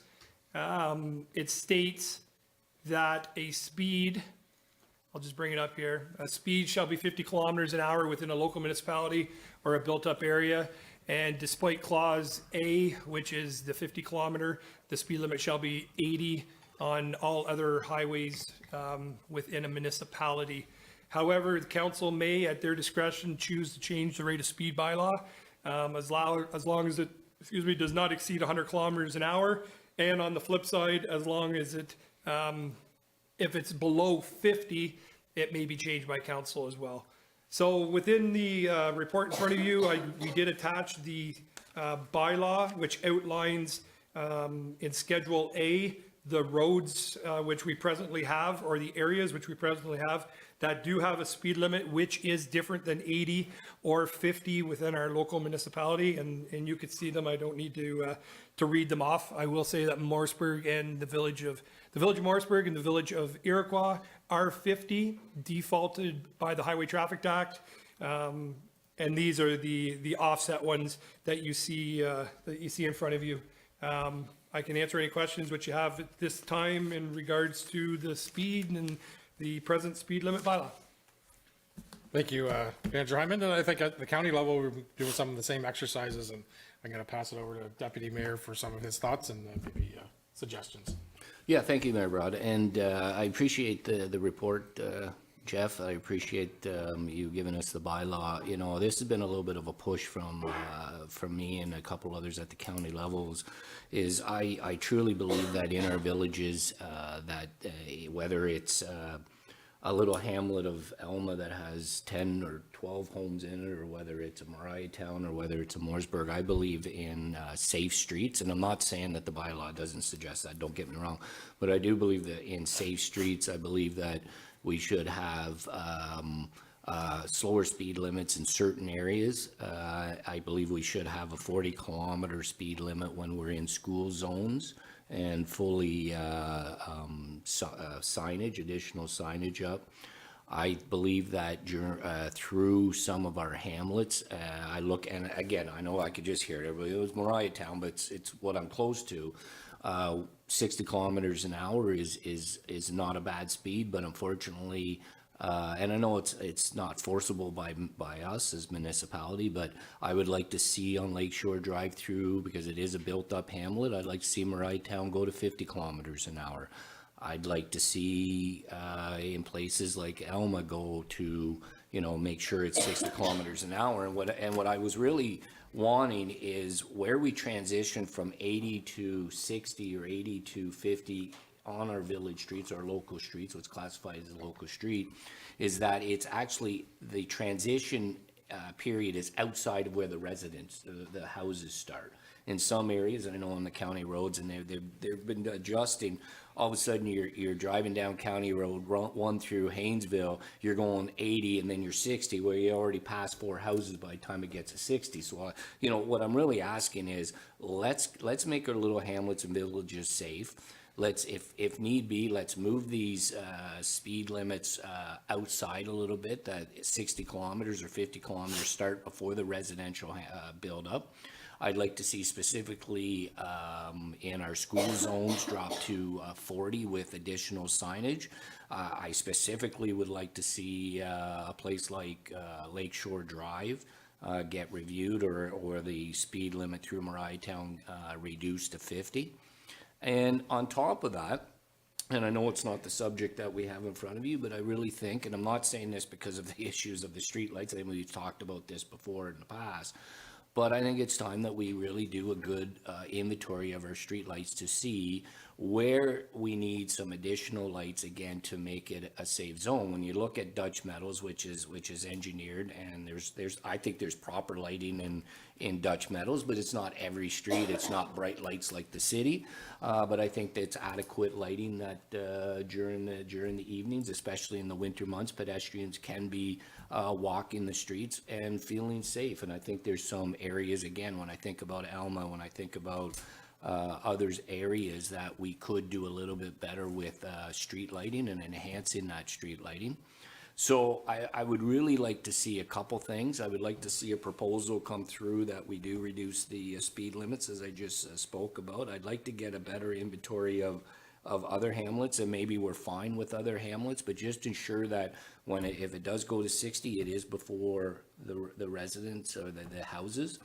And I would like to see a report come back, and I know this one on the streetlights would take a little bit to do an inventory, and I'm not suggesting I would need it by January, but I think over the next 4 or 5 months, I think we should get a good handle on our streetlights and come up with a plan to enhance and come up with a budget of the cost to enhance our street lighting. So that's what I'd like to see. I'm not sure if that's a movement afoot with my other councillors. I hope so, but look forward to talking to you about it. Thank you, Deputy. Comments? Councillor Smith? Yeah, great ideas. I have no problem with any of the things that you just talked about. Certainly 40 in school zones. There's six schools in our area, and there'd be no problem for dropping them down to 40 kilometers an hour there, for sure. Councillor Ward?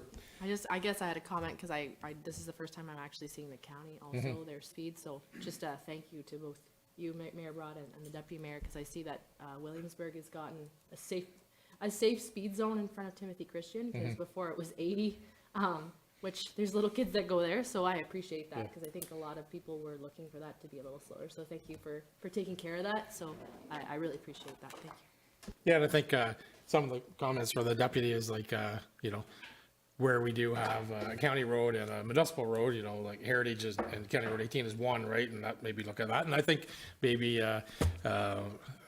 Manager Hyman, there'll be a lot of road patrol here this winter. Obviously, the guys will be out, the staff will be out, so that they could look at a few of these areas. And if some come to mind, let's write them down and document them, and we could come back with a plan if there are some areas, right? So I don't think Deputy have a specific area tonight that wanted to key in on, but if we see a few of those, then let's address them. The only one Ryantown you did, was yeah. and Alma. Alma was yeah, one for the right, lights okay. for sure. No, But lights for sure. again, I hate always using Town. I live there, but the reality is I live there, so I see it. And I think, I don't know if Councillor Vino can attest to, but I think the street light enhancement could be a little bit better in Town specifically. And again, I just like to do an inventory and to see if we can increase that lighting level just for safety reasons. And I know there's a cost to it, don't get me wrong, I know there's a cost, but. And interesting enough, although we may not have a ton of complaints about speeding, I mean, we do get some, but driving the roads, we see people driving all different speeds, and that's also an issue, right? Lots of people are driving slow on Lakeshore and speeding 160, and people want to drive 40, so that's a frustration issue sometimes too, right? So maybe we should think about those things too, so. Councillor Smith? Yeah, so I read through the whole list of all the county roads and the speed changes that were taking place. I was just curious. And by the way, Williamsburg was on there as well for 31. If you're heading south and coming into Williamsburg from the north side, heading south, it's going to drop. I think it was from 80 to 60, then 50, or Right. it was Yes. 80, 60, 50, which I think is great. So it seems like every hamlet or village is going to be is moving towards that direction. I'm just curious, what was the talk at the county council? Like, was that just seems to be the way that all the villages are moving, or was that requested? We requested a review on that, partly Okay. because a lot of, we found in some of our towns, it was like 80 to 50, and boom, you're in the houses already, and you haven't slowed down, or you got to slow down quickly or whatever, so that was kind of give a chance to folks, and I think it was Iroquois was one of the heading in, because now it's building up, right? You know, there wasn't the subdivision left, or more houses on the north side, so that was an area that they kind of we keyed in on. That was the example we used. Yeah, correct. And part of that in terms of a county level is Stephanie's here, I think. We're looking at ribbon development and where can ribbon development occur when there's a speed transition. You get to less than 80 kilometers an hour, there's less than 3,000 cars. You can have so many driveways in a kilometer range. So that was part of the county initiative as well. I'm not sure if that applies to our local streets or not, but you know, if we can encourage more development where there's already kind of sporadic houses by lowering the speed limit to make it safer, then that's all you know, part of it as well. So there's a larger picture to it as well than just safety zones, but that was, you know, one aspect of it. Final comments, Manager Hyman? Anything else to add on? You got a few directions, so I guess we want to look at changing the bylaw for the school zone, and potentially if there's some areas we come across, such as Mariah Town, maybe we could look at that as an official change. Yeah. Very good. 6F, residential construction debris at landfill. Manager Hyman. Thank you, Mayor and Council. Excuse me. So in front of you, just a quick report on what has happened with our landfill in the last year, essentially. So starting July 1st, waste has been diverted to GFL. Starting January 1st of 2025, we have two major developments which are taking place. One, the landfill at Matilda will not be accepting IC&I, and two, the municipality is out of the recycling game totally. So our next plan of attack is to update the landfill bylaw so that we can make it reflect what is presently happening right now. The concern that's lingering for myself is when we talk about residential construction debris. And I guess essentially where I want to go with this conversation is I'm just looking for your direction on waste collection for at the landfill for residential construction debris. Right now, we're not accepting, or we will not be accepting contractors. They're bringing in construction debris. And I'm open to either way. At the end of the day, there'll be, based on your suggestions tonight, we're in the process of a concept design for a transfer station, and it will either include a bin for construction debris, or it will not include a bin for construction debris. If it does include, then residents will, they'll have to prove that they're residents of South Dundas. There's a gray area on, did a contractor do the work and the resident is bringing it in versus is it truly the resident that did the work? So there's going to be a gray area, and we're not going to get into an argument at the landfill when it comes to that. It'll be okay, good, no problem. But then we'll have to get rid of it off-site. So there'll be a cost associated with taking it to Carp Road or to taking it to GFL or taking it to Waste Management in Brockville. So it will have to be a cost recovery format to make it worthwhile. Secondly, with that residential waste or residential construction debris, they will not be able to dump it on the ground. So it's going to have to be, they're hand bombing it into the bins. So I'm hoping that will then maybe deter the drywall and that type of stuff coming, because it's bad enough you handle it once, now you got to handle it twice to get it into the bin at the landfill. So I'm just bringing up these little tidbits of information so we can make a wise decision. I'm not for it. I'm not against it. I'm going to follow the direction of council. It's just so that we can start planning so that the clerk and myself can formalize the bylaw, which either says we accept residential construction debris or we do not accept residential construction debris. The rest is straightforward. I think we got a good handle on eliminating the recyclables out of it, the IC&Is out of it. It's just strictly the landfill for that aspect. So I'm open to suggestions, and we'll take it from there on thoughts and processes, and it'll just give me a better idea moving forward when we do the concept design, I could call WSP and I could tell them, okay, incorporate a bin for residential waste or construction. That's all, is what we're talking about. So open to suggestions. Councilor Reno? Yep, thanks, Mayor. I'll say I'm for having a bin for that.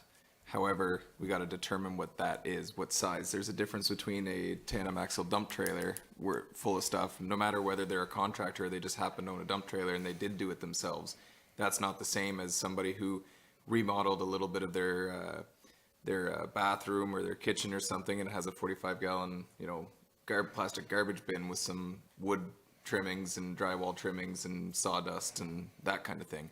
I think if you're bringing it in the bed of your pickup truck or in the back of your car or something like that from a small project at your home, I don't think that those people need to be driving to Moose Creek to get rid of that stuff. I think we should be able to manage it ourselves. But it's just figuring out how to define that is something that needs to be. So I guess in principle, I'm for it. Because I've already had lots of people, wondering where they're going to take these little bits and pieces from their home that they used to just run back to the dump.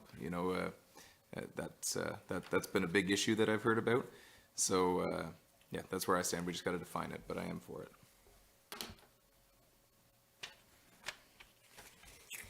Councilor Ward?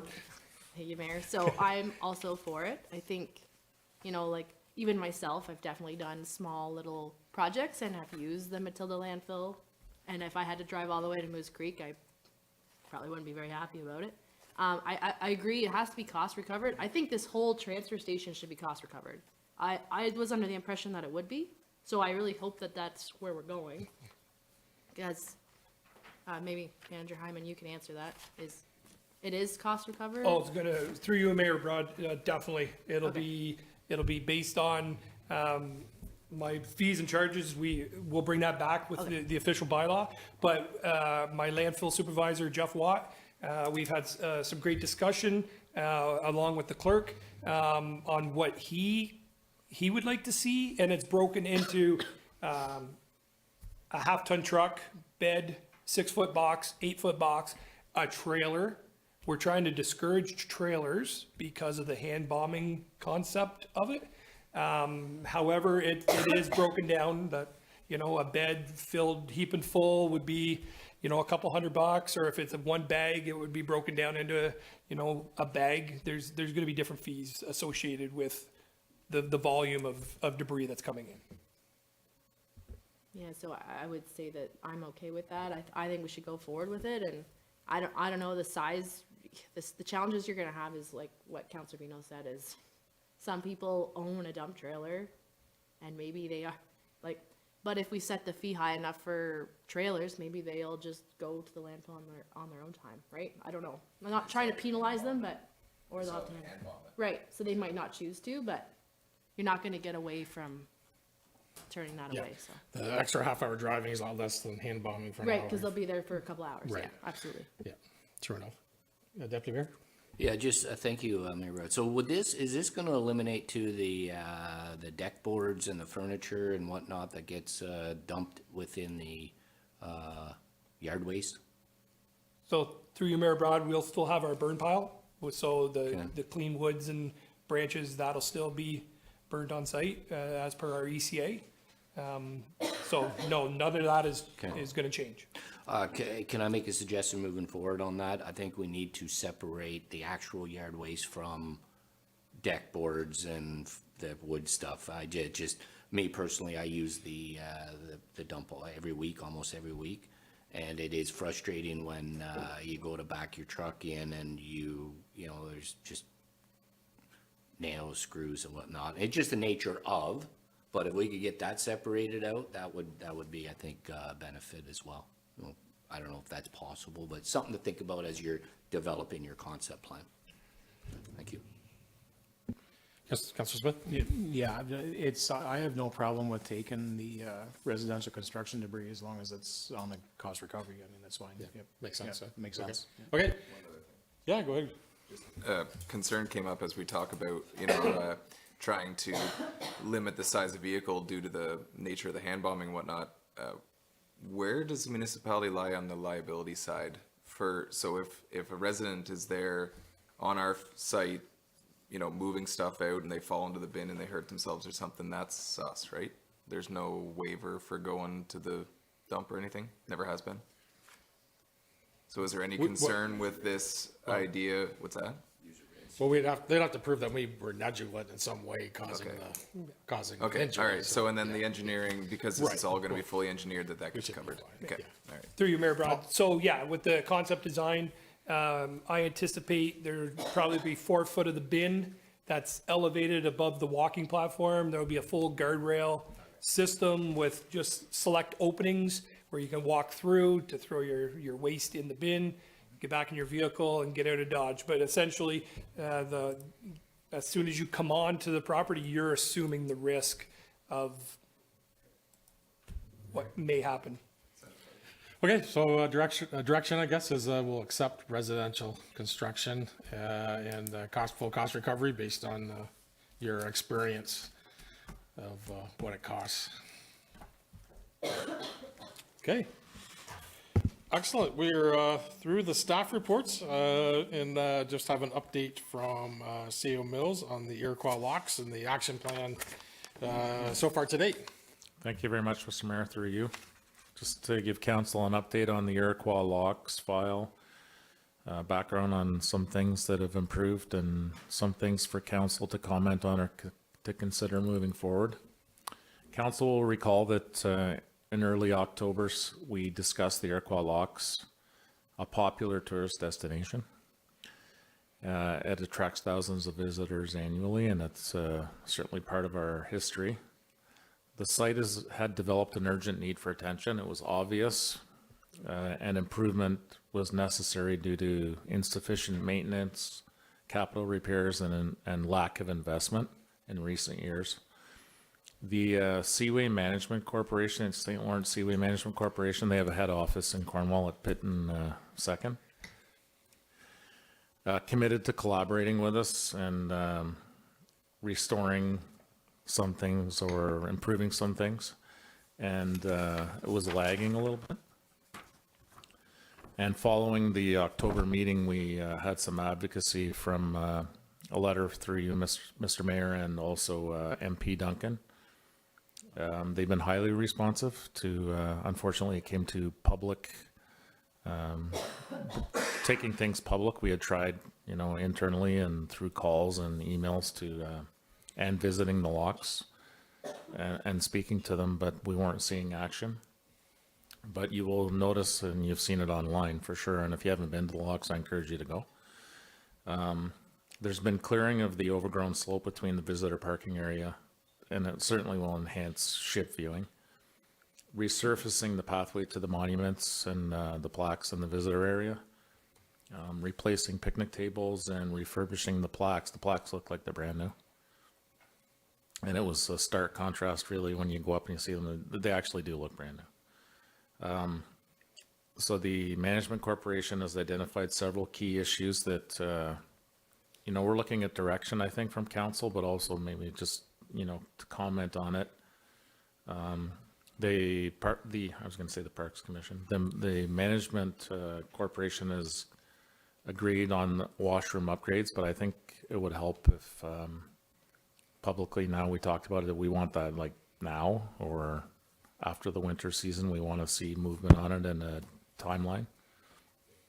The former ice cream shop, you'll note within a letter there or an email that we received from an employee that they're considering tearing it down, and they're going to look at it more closely on the engineering side and see if it's can be refurbished or redone. The park maintenance and land use considerations, we, as you know, the municipality owns land to the west. We've had some hits on that. Now that there's a possibility those lots can be developed or severed, we have had interest in that. So we're in communications with the real estate division, with the St. Lawrence Seaway Management Corporation about what we can or cannot do there. It's a great area. So I guess it requires your attention a little bit to give us a little more direction.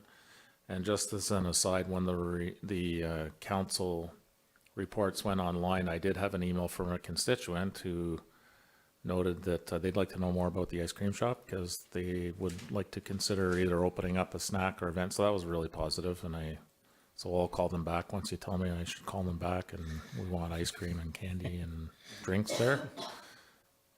But overall, to end the night on a positive report, and that the resulting pressure through you, Mr. Mayor and council and administration, got results. Yeah, no, thank you. Thank you, Sam Mills, and thank you for all your hard work on it, and appreciate the comments on the follow-ups that we've done on that. You know, public opinion has been great. Like, people are loving just the regular upkeep and how great just those small steps make it look. You've read the Morrisburg Leader lately. Ship traffic is also up in 2024. So that's, that's great as people continue to use the lock. So yeah, so I think we should continue to advocate and work with the commission to make sure they have that bathroom on their action plan for the spring, and certainly somewhat in their court to decide about the ice cream shop with engineering or will partly tell, the story, whether it's feasible or not to get that reopened. But yeah, let's set up a meeting again with MP Duncan, and we'll communicate with the president again, Jim. We'll let them know we are pleased with the work to date, and let's get the next steps going for sure. Any comments by the team? Yeah. It's always good to advocate for us, but, and we did a great job. And I do agree, though, they've done some good work there, so we should appreciate that and show our appreciation and keep them going. Right. And like I said, the night we first brought the action report to council, it's like, can't be throwing stones, as we have properties to fix ourselves. And, this meeting tonight was all about all of our deficiencies and the plans to move forward as well. So like, we're not immune to feedback either. So recognize, hey, that's what we're going to keep working on it, right? So, yeah. Any other final remarks before adjournment? Okay. Well, that brings us to a close. Get a motion that the council now adjourn to meet a call of the chair at 8:47 p.m. Moved by Councillor Ward, seconded by Deputy Mayor St. Pierre. All in favor? Carried. So I certainly want to thank everyone for the compiling of their staff reports tonight. Apologize to Chief Jeremy Eldred Hughes and to the delegation we were to have, but our technical difficulties prevented us from that. But rest assured, I know council team have read the 300 pages so far, and now it gives us opportunity to read them again on that. So I want to thank everybody for their time spent, and we'll definitely get that on our agenda for the next meeting. Okay. All right. Well,